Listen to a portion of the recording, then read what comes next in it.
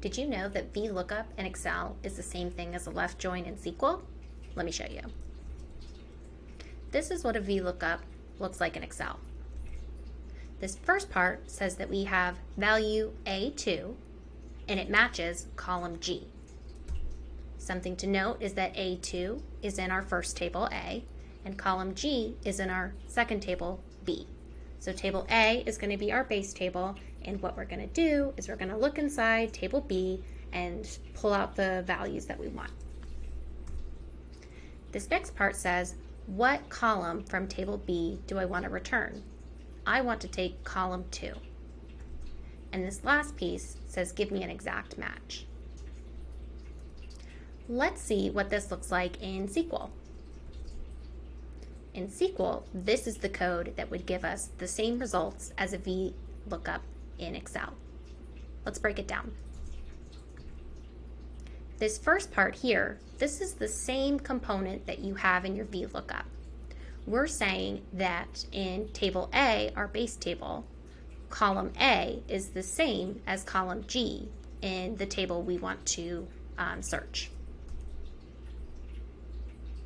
Up at the top, we say which column we want to return. In this case, we say B.col2. That's because B stands for our table B, and column 2 is the column that we want. And the last part is saying what type of match do we want. When we use an equal sign, we want an exact match. Let's compare the SQL and VLOOKUP side by side. In Excel, we have this first part with the VLOOKUP, and it says that table A and B share column A and G together. So we're saying that column A in our first base table is the same as column G in the table that we're looking in. We would like to return column 2 from table B and have an exact match. This is exactly the same as our SQL code. Our SQL code says down here that table A and B share column A and column G.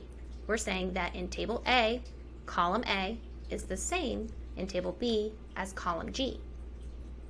We want to return the column 2 from table B, and we want an exact match.